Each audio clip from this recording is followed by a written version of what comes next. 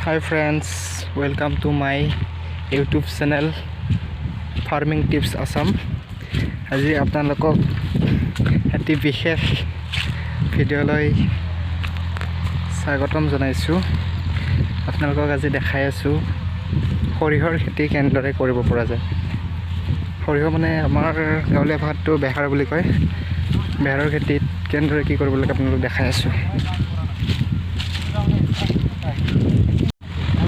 প্ৰথমতে ইয়াত এচা ধান হাল মাৰা হৈছে ট্ৰেক্টৰেৰে। ধান কাটাৰ পিছত দেখিছে এচা হাল মাৰিছে, মাটি এনেকৈ চহোৱা হৈছে, মাৰি থকা হৈছে ট্ৰেক্টৰ। তাৰপিছত এইফালে এনেকৈ জুই লগাই দিছে। নাৰাখিনি যিমানে ভাল চাহ হয় সৰিয়হৰ কাৰণে সিমানে ভাল। তথাপিও আপোনালোকক দাদা এজনৰ পৰা গোটেই সম্পূৰ্ণ ডিটেইলছখিনি মই আপোনালোকক ক'ম বাৰু সুধি পিনে। ভিডিঅ'টো সম্পূৰ্ণকৈ চাই থাককচোন।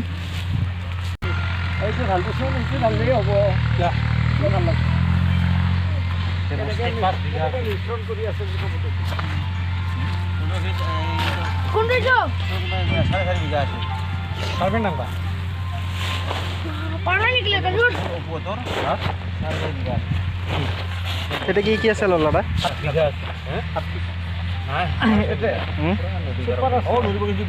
সুপাৰ আছে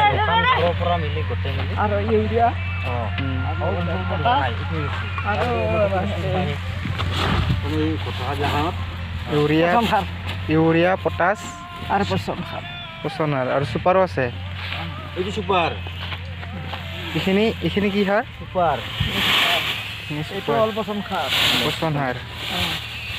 এইটো ব্ৰইলাৰৰ গু চাগে ন? এইটো পচন সাৰ মানে ভাল আৰু এইটো চুবৰ কাৰণে।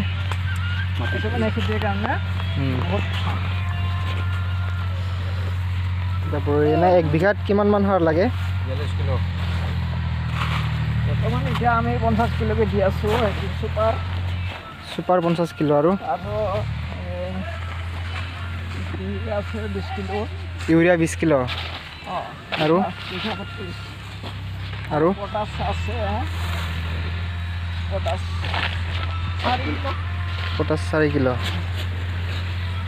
ইয়াত এনে কেইবিঘাত একেলগে সাৰ মিশ্ৰণ কৰি থকা হৈছে একেলগে? এতিয়া আমি যিকেইটা কৰি আছোঁ সেইকেইটা বিঘা মাটি আৰু বাকীকেইটা আমি হেৰি কৰিলোঁ আগতে মানে আমাৰ চিমেণ্ট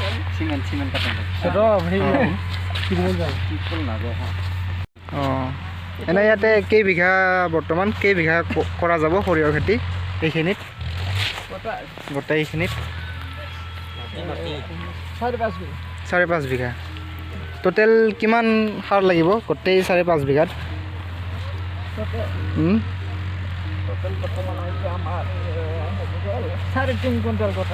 গোটেই 3.5 কুইণ্টেল হৈ যাব এইখিনিতে?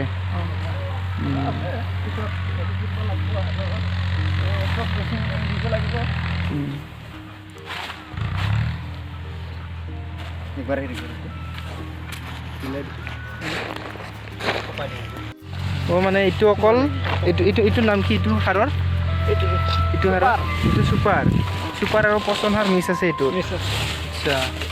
আৰু এইটোতো ভৰাই হোৱা গৈছে। ইয়াৰ লগত গোবৰ সাৰো দিব পাৰে। ন?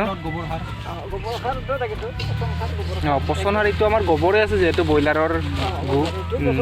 আৰু এইটো কি সাৰ? এইটো পটাছটো 1 বিঘাত কেই কিলোকে লাগে?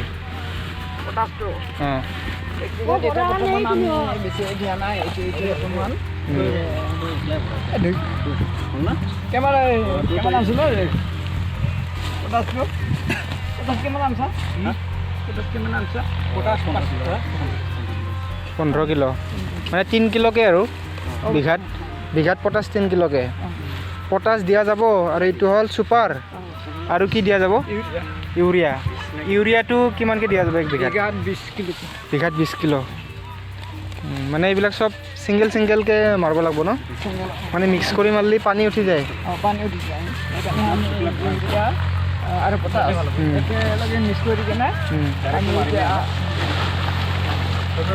মিক্স কৰি মাৰি খেতি ভাল লাগে। বেয়া খেতি ভাল হ'ব না এইবাৰ? এনেই কিমান দিন লাগে আৰু মাটিৰ চ কেনেকুৱা লাগে মাটিৰ চ? একবাৰে যদি হাল পোৱা যায় তেতিয়াহ'লে 3 চাহ পাব লাগে। ট্ৰেক্টৰত দি মাৰিলে 3 চাহ? আমাৰ এতিয়া এইগিলা 1 চাহ মাৰা হৈছে ন? 1 চাহ মাৰা হৈছে, আকৌ 1 চাহ মাৰিব লাগিব। আৰু 1 চাহ মানে সাৰ চাৰ মাৰি পিনে একবাৰ মাৰি দিব? লাষ্টত আৰু এবাৰ মাৰিব। আৰু একবাৰ মাৰিব লাগিব? বেহাৰটো পেলাই পিনে একবাৰ মাৰিব লাগিব? আচ্ছা, মানে 3 চাহ মাৰিব লাগিব। আৰু সাৰ আৰু পিছত এইটোতো প্ৰথম সাৰ দিয়া যাবই, তাৰপিছত পানী কেতিয়া, তাৰোপৰি আৰু কিবা ঔষধ স্প্ৰে কৰিব লাগিব নে? কি কৰিব লাগে এনে? কিমান দিনত কৰিব লাগে এইটো? এটা বৰ্তমান 15 দিনৰ পিছত। মানে পেলোৱাৰ পৰা 15 দিন পিছত? যেতিয়া গাজ উঠিব তেতিয়া এইটো ঔষধটো কীটনাশকটো এইটো মাৰা হ'ল পকাৰ কাৰণে। আৰু ট্ৰেচেল দিব লাগিব। ট্ৰেচেলটো কিহৰ কাৰণে দিয়া যায়? এইটো পাতৰ কাৰণে দিয়া যায়। পাতৰ কাৰণে, স্বাস্থ্য ভাল হোৱাৰ কাৰণে? তাৰোপৰি পানী দিব লাগে নেকি? পানীটো যেতিয়া পানীটো এনেই দিব নালাগে, পানী দিব নালাগে না? যেতিয়া খৰাঙৰ হেৰিটো বেছি হয় তেতিয়া দিব লাগে। বাকী এনে কিমান দিনমান লাগে পেলোৱাৰ পৰা? বৰ্তমান উঠাক লাগি পেলোৱাৰ পৰা উঠাক লাগি 90 দিন লাগে। 90 দিন মানে 3 মাহ আৰু ন? তাৰোপৰি এবাৰ স্প্ৰে এবাৰে কৰিব লাগে নেকি? স্প্ৰে এবাৰ নহয়, স্প্ৰে 3বাৰমান কৰিব লাগে। 15 দিনত একবাৰ প্ৰথম, তাৰপিছত যেতিয়া 1 মাহ হ'ব তেতিয়া পোক লাগিলে, আৰু পোক নালাগিলে মাৰিব নালাগে? পোক নালাগিলে ইমান মাৰিব নালাগে। পোক লাগিলেহে মাৰিব লাগে মানে? 15 দিনত একবাৰ, 1 মাহত একবাৰ, আৰু যেতিয়া অলপমান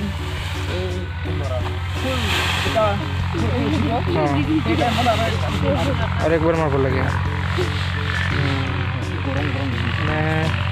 3 বাৰ মাৰিব লাগে, তাৰপিছত ইমান টেনশ্যন নাই আৰু ন? এইটো হ'ল হেৰি, এইটো ইউৰিয়া? হয়। এইটো বিঘাত 20 কিলোকৈ মাৰিব লাগে? বাকী আমাৰ ইপিনে সাৰ মাৰি আছে বৰ্তমান আমাৰ কৃষক বন্ধুই। নতুন এক্সপিৰিয়েঞ্চ, ধুনীয়াকৈ মাৰি আছে। বৰ্তমান ইয়াতে 5 বিঘা 6 বিঘামান হ'ব মাটি, দেখি আছে। চাই থাকক সম্পূৰ্ণ ভিডিঅ'টি। ইউৰিয়া আৰু পটাছটো মিক্স কৰিব পাৰি, ছুপাৰটো মিক্স কৰিব নোৱাৰি। ছুপাৰটো মাৰিলে মানে পানী হৈ যায়, গতিকে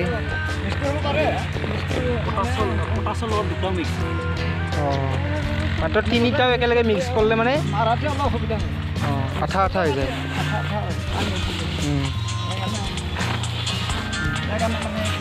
এক্সট্ৰাকৈ মিক্স কৰা গৈছিল। আমাৰ এই আমাৰ দেৰি হৈ যায় নহয়, আঠা লাগি ধৰে। ইউৰিয়া আৰু পটাছ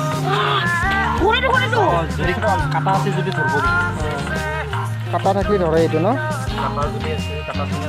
কিন্তু সাৰ মিশ্ৰণ কৰাৰ সময়ত হেণ্ড গ্লোভছ পিন্ধি ল'লে বেছি ভাল হয় ন? ক্ষতি কৰিব পাৰে যদি কাটা চিঙা আছে, তেজৰ লগত যদি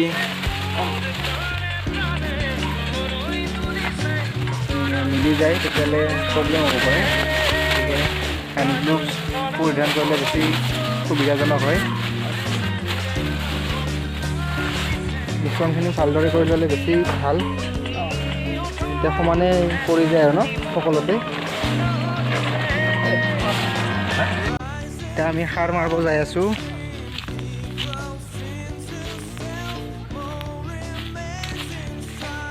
সৰিয়হৰ খেতিত বৰ্তমান লাভৰ হেৰিত কৰিব পাৰি, মানে লাভৰ আশা, যিহেতু 1 বিঘা মাটিত খেতি কৰিলে হাইষ্ট 2000-ৰ পৰা 2500 টকা খৰচ হয়। কিন্তু সেই হিচাপে যদি 4 মোনমান বেহাৰ হয়, বৰ্তমান বেহাৰৰ মোন 2200-2300, তাৰোপৰি 4 মোনমান যদি বেহাৰ হয় তেনেহ'লে 8000 মান টকা হয়, 8-9 হাজাৰ টকা। তো আপোনালোকেও কৰিব পাৰে যদি কৰে, এনেকৈ সাৰবিলাক এনেকৈ মাৰিব লাগিব।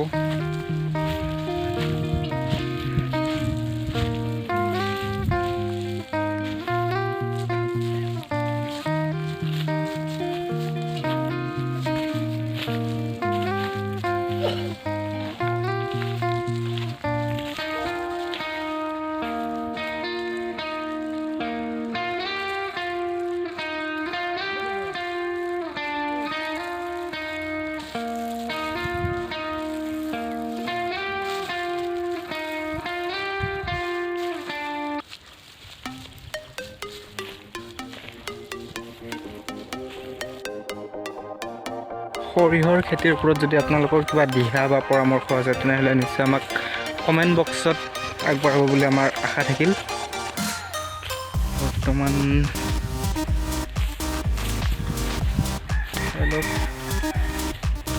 ঠিক আছে বাৰু, হ'ব, পিছলৈ লগ পাম। ভিডিঅ'টো সম্পূৰ্ণকৈ চোৱাৰ বাবে ধন্যবাদ।